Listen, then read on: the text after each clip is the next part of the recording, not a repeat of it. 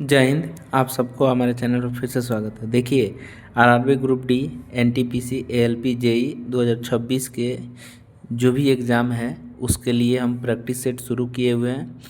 हम सभी भाइयों के सहयोग के लिए प्रैक्टिस सेट शुरू किए हैं। आप सब इस वीडियो को ज़्यादा से ज़्यादा देखेंगे और शेयर भी करेंगे।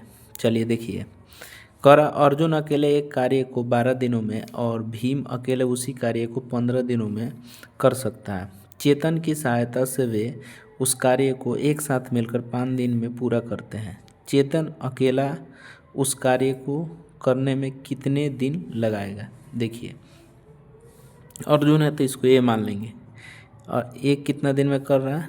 12 दिन में। ठीक है। भीम है तो इसको भी मान लीजिए।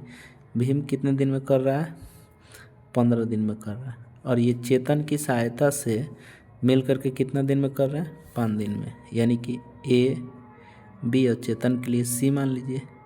तो ये 5 दिन में कर रहे हैं। अगर हम 12, 15, 5 का एलसीएम ले लें तो कितना हो जाएगा? 60। तो इसकी एफिशिएंसी कितनी हो जाएगी?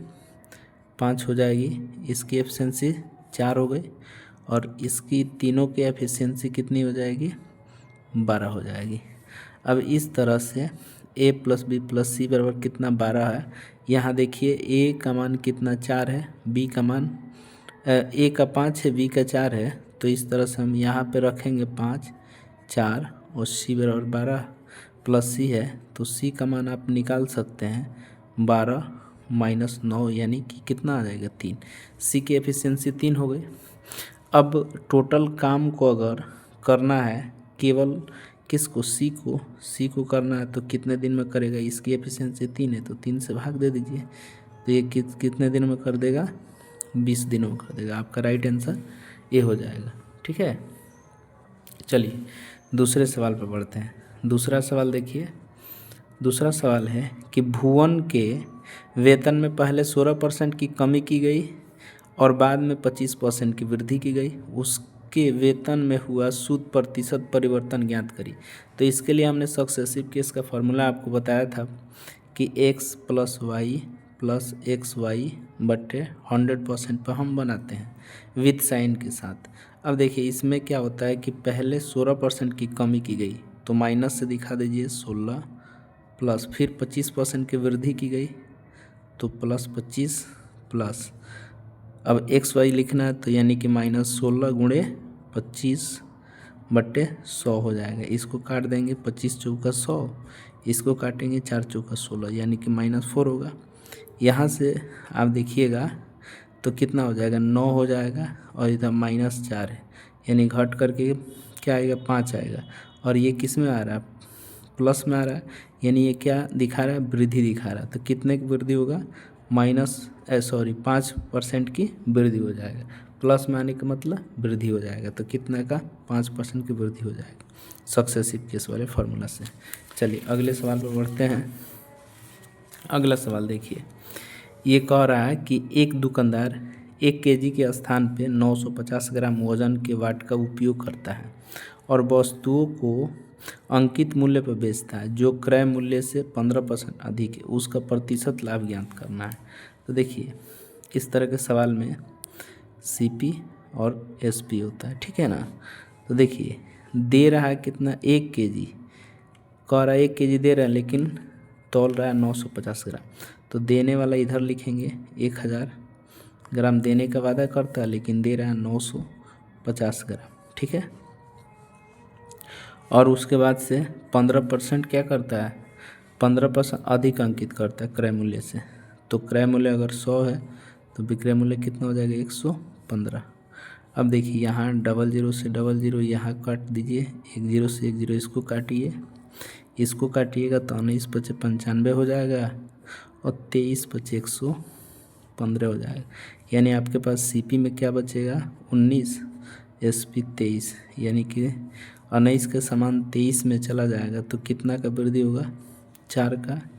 यानी आप देख लीजिए, 4 का वृद्धि हो रहा है कितना पे? 19 पे। परसेंटेज में आपका 100 हो जाएगा, यानी 400 बट्टे 19 होगा। इसको भाग दिया जाएगा तो देखिए 19 दूना 38, ठीक है, फिर बचेगा कितना 2, उसके बाद 19 से कम 19 और फिर 1 सही, ये 21 सही 1/19% की वृद्धि हो जाएगा। तो यही इसका प्रॉफिट होगा। ठीक है, आगे चलिए अगला चौथा सवाल देखिए। इसको देखिए, यदि A अनुपात B बराबर 2 और 3 है, AC अनुपात 20 और 21, तो BC का मान बताना है।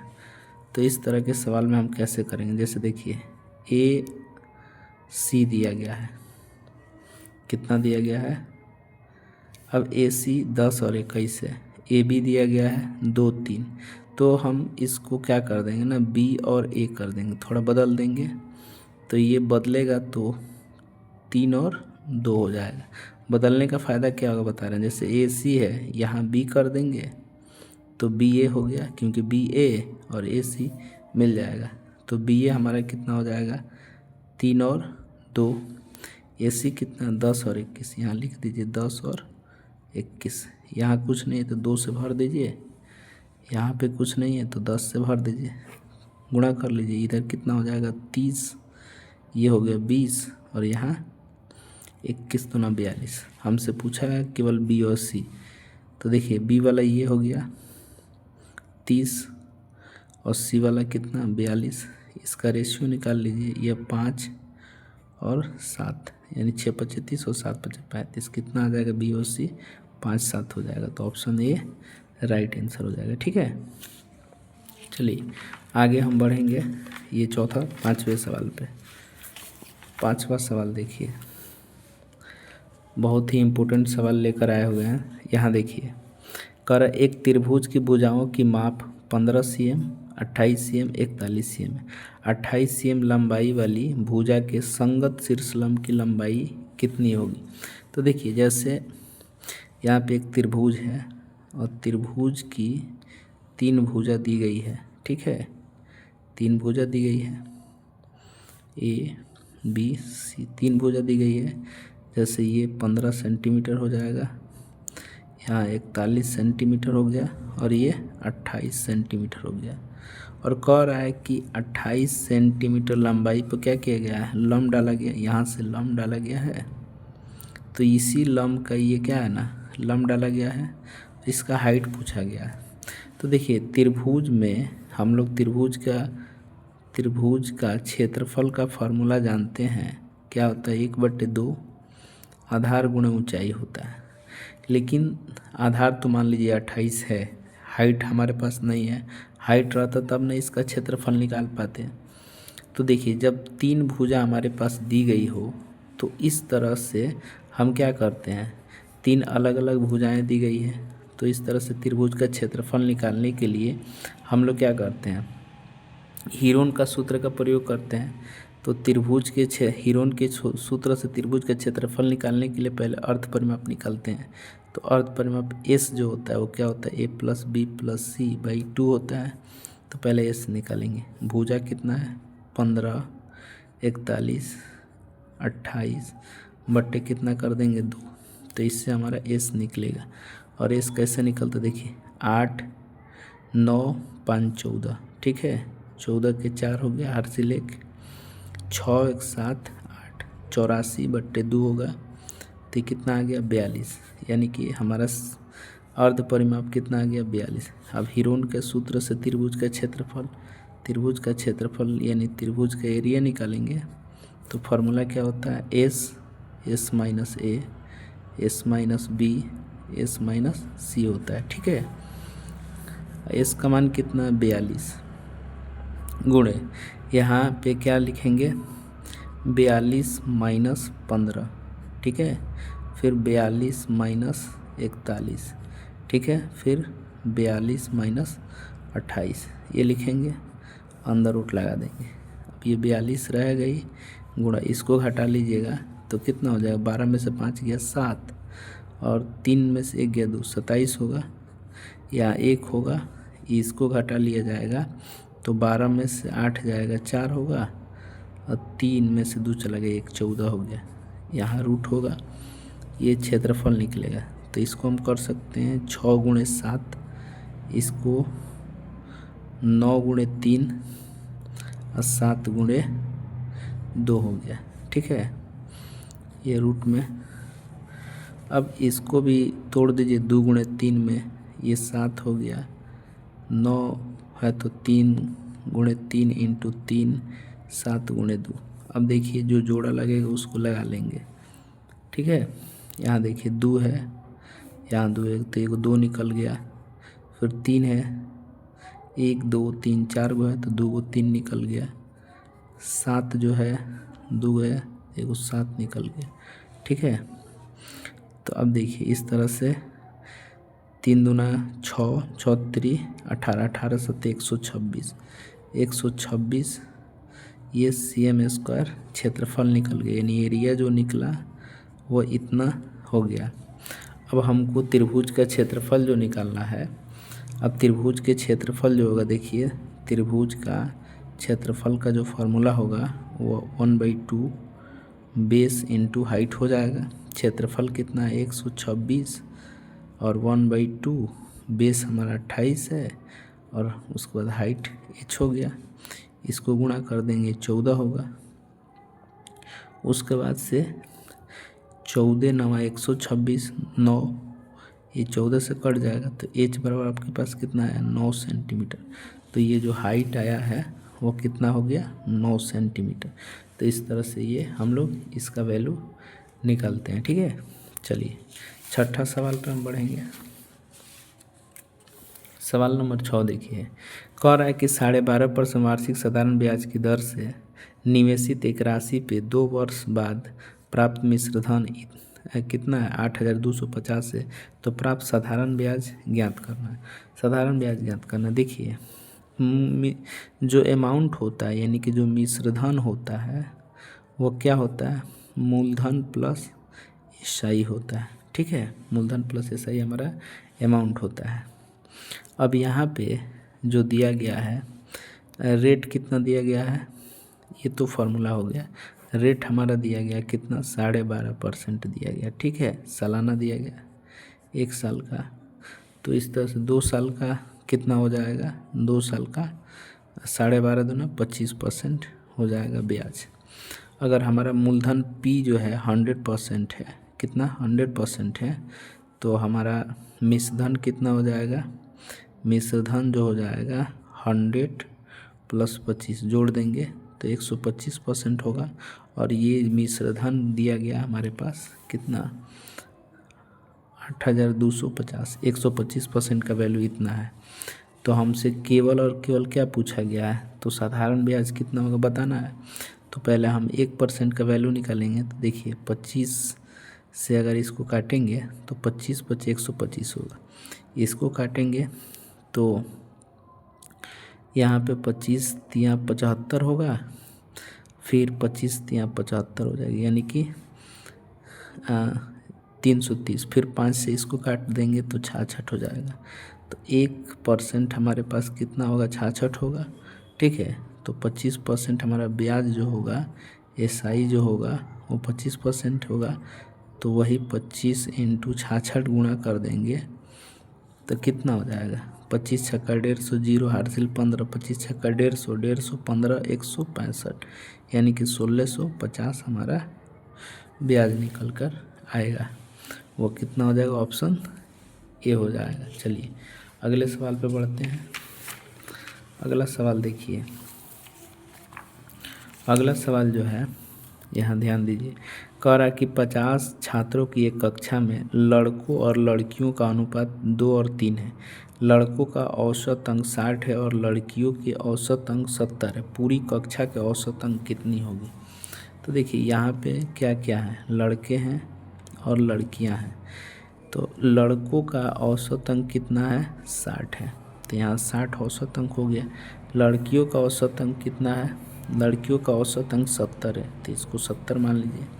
अब सबका हमको औसत अंक पूछा गया, एवरेज औसत अंक कितना होगा, तो एवरेज औसत अंक नहीं है, तो यहाँ हम रेशियो का प्रयोग करेंगे और इनकी संख्या कितना दी गई 2 और 3 दिया गया है, ठीक है।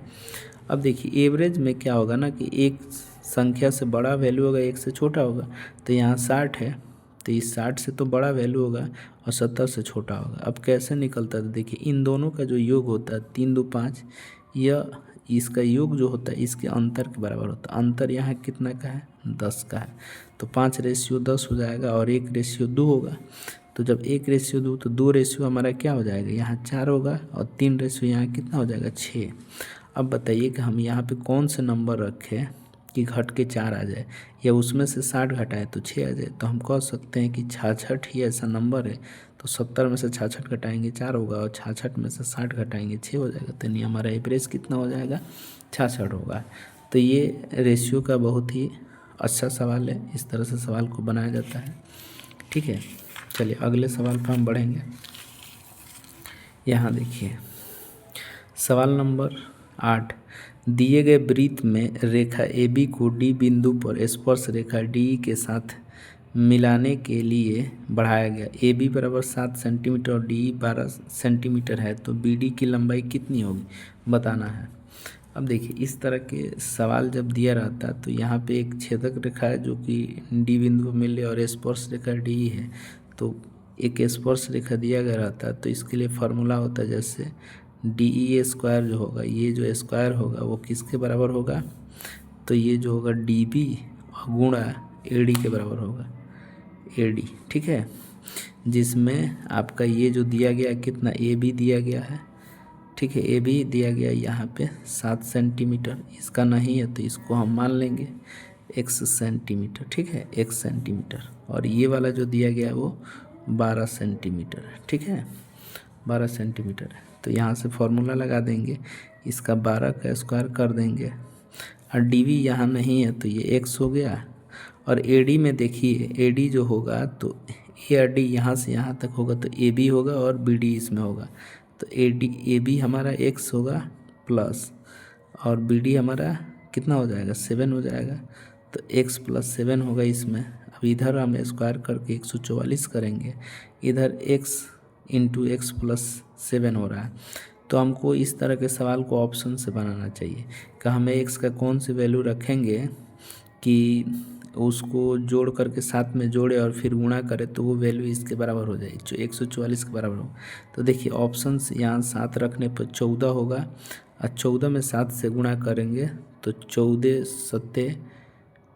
सत्ते जो होगा 14 × 6 = 14, 14 × 7 = 98 हो जाएगा, नहीं होगा तो 144 नहीं आएगा। तो 9 अगर रखते हैं 9 गुणा फिर 9 + 7, ठीक है, तो 144 बराबर ये अगर रखते हैं 9 × 16 होगा, 16 × 9 = 144।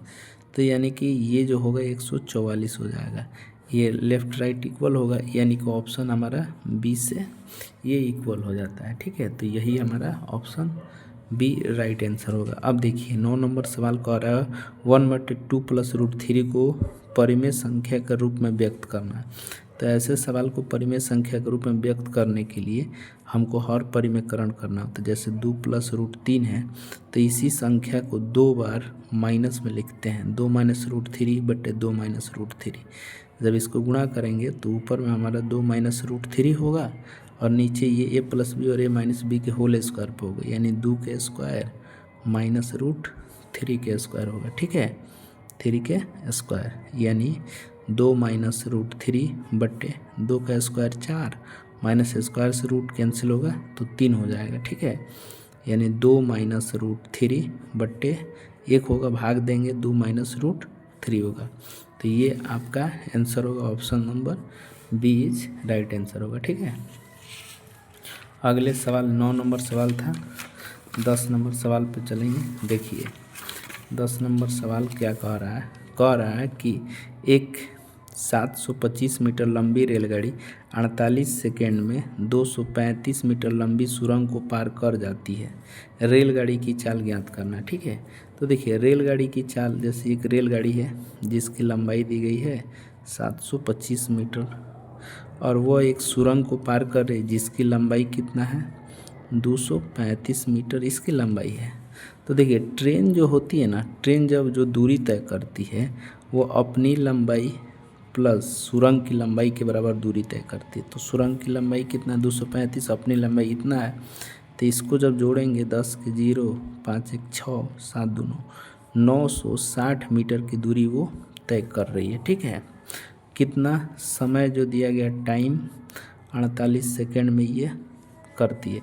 तो स्पीड निकालना, तो देखिए स्पीड बराबर क्या होता है, डिस्टेंस अपॉन टाइम होता है। डिस्टेंस 960 है और टाइम हमारे पास 48 सेकेंड है, इसको काट देंगे तो ये हो जाएगा 20 मीटर पर सेकेंड स्पीड हो गया। लेकिन हमको ये किलोमीटर में बताना, तो किलोमीटर में है तो इसको 18/5 से गुणा कर देंगे, 18 चौका 72 किलोमीटर पर आवर हो जाएगा, ये स्पीड हो जाएगा। ठीक है ना। अब देखिए, चलिए अगले सवाल पर बढ़ते हैं। सवाल नंबर 11 देखिए। ये सवाल थोड़ा सा देखने में लंबा है लेकिन थोड़ा सा बहुत ईजी है। देखिएगा, कह रहा है कि एक किराने की दुकान 2 अलग अलग विक्रेताओं से पैक किए गए रस की 600 बोतल खरीदती है। ठीक है ना। 20% माल विक्रेता 1 और 80% माल विक्रेता 2 से लिया जाता है और एक बोतल का क्रय मूल्य यहाँ पर दिया गया 25 है। ठीक है, अब सुन लीजिए, माल खरीदता है विक्रेता 2 के माल की समीक्षा करने के बाद दुकानदार को पता चलता है कि 25% माल सिर्फ 1 दिन की अवधि तक ही उपयोग किया जा सकता है। वह माल वापस लौटाने की फैसला करता है और विक्रेता 2 से उसे कितना धन वापस मिलेगा। सवाल बहुत ईजी है, ध्यान दीजिए। देखिए क्या ना, 600 बोतल एक दुकानदार खरीदा हुआ है जिसमें से 20% माल 1 का है और 80% माल विक्रेता 2 से है। 1 का आगे नहीं बात किया गया तो इसको छोड़ देंगे, 2 का बात किया गया है, 80% माल खरीदा गया। तो देखिए अब 600 का 80% कितना हो जाएगा, 420 हो जाएगा। 8 छक 48, 420 हो जाएगा। 8 छक 48, 480 हो जाएगा। ठीक है, 480 हो जाएगा। अब इसका क्या होता है ना कि 25% माल सिर्फ 1 दिन का अवधि तक उपयोग किया जाता है तो 25% वापस करता है। तो इसका 25% अगर हम निकालते हैं तो 25% का मतलब 1/4, तो ये जो हो जाएगा 12 चौक 120 वो लौटाने का क्या करता है, काम करता है। लौटाने का कह रहा है कि ये ख़राब हो जाएगा 120 और अब दाम जो है, एक का दाम कितना देखिए 25 रुपया है, तो 120 लौट आएगा तो 25 बरात 300, यानी कि 3000 रुपये उससे वापस मिलेगा। ऑप्शन इसका क्या हो जाएगा, सी होगा। सवाल जो है ना बहुत भारी है, नहीं है, इजी है। चलिए अगले सवाल पे बढ़ते हैं। सवाल नंबर 12 देखिए, कह रहा है कि मोहन कुमार क्रमशः 3 किलोमीटर, 5 किलोमीटर तथा 8 किलोमीटर की चाल से बराबर दूरी तय करता है। ठीक है, तथा कुल दूरी 395 मिनट का समय लेता है कुल दूरी तय करने में। तो कह रहा है तथा कुल इतना मिनट का समय लेता है, कुल दूरी किलोमीटर में बताना है। देखिए वह 3 किलोमीटर, 5 किलोमीटर और 8 किलोमीटर की दूरी तय करता है। ठीक है, अलग अलग स्पीड से, 3 किलोमीटर के स्पीड 5, 8 के स्पीड से कर की चाल से बराबर दूरी तय करता है ना। तो देखिए ये स्पीड दिया गया ना, तो हम इसका एलसीएम ले लेंगे और इसका एलसीएम कितना हो जाएगा, 120 हो जाएगा। ठीक है, अब इससे अगर 3 से दूरी ये तय करेगा तो इसको कितना समय लगेगा, 40 मिनट। इससे अगर हम भाग दें तो कितना हो जाएगा, यहाँ पे हो जाएगा 24 और इससे भाग दे तो ये 15 हो जाएगा।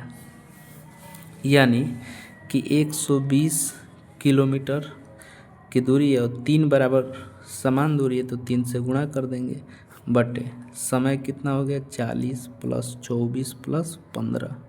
ठीक है, यानी कि 120 × 3 बटे ये जो हो जाएगा 9 और 7 यानी 79।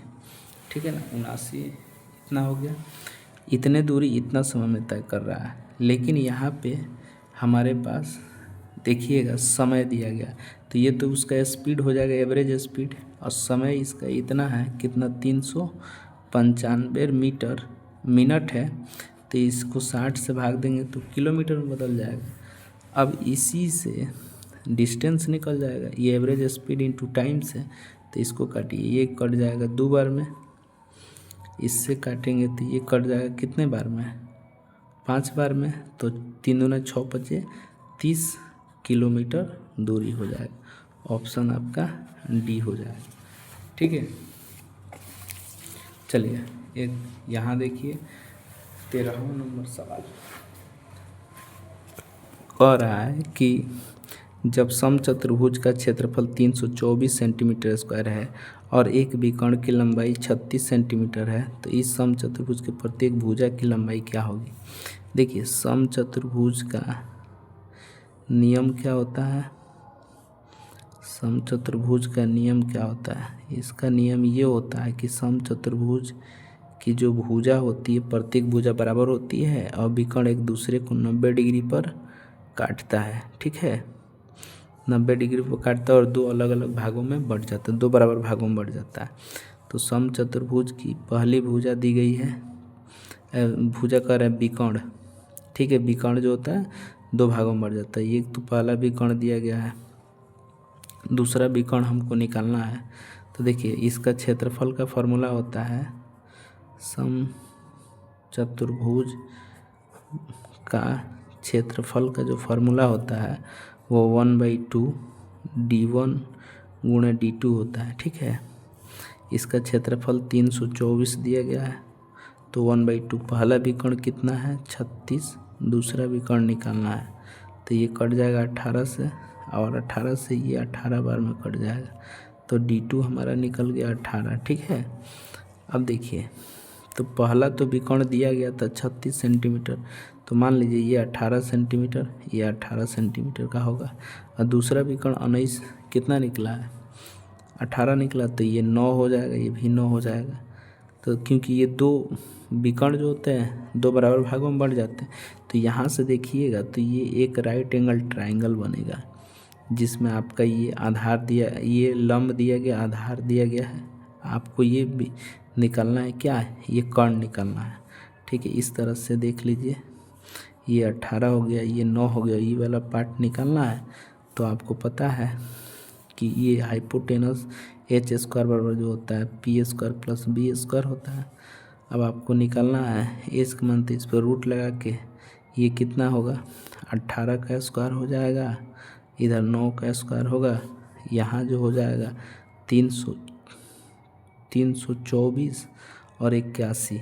ठीक है, तो ये जो जोड़ेंगे 5 10 के 0 405 होगा, और 405 यानी कितना हो जाएगा 81 गुणे 5 यानी 9√5 निकलेगा एच का मान। एच हाइपोटेनस जो भुजा हो जाएगी ये 9√5 की हो जाएगी, यानी प्रत्येक भुजा 9√5 की हो जाएगी। तो ये वीडियो आपको कैसे लगा आप ज़रूर कमेंट करके बताएंगे, और हमको बताएंगे कि ये वीडियो कैसा लगा। जय हिंद।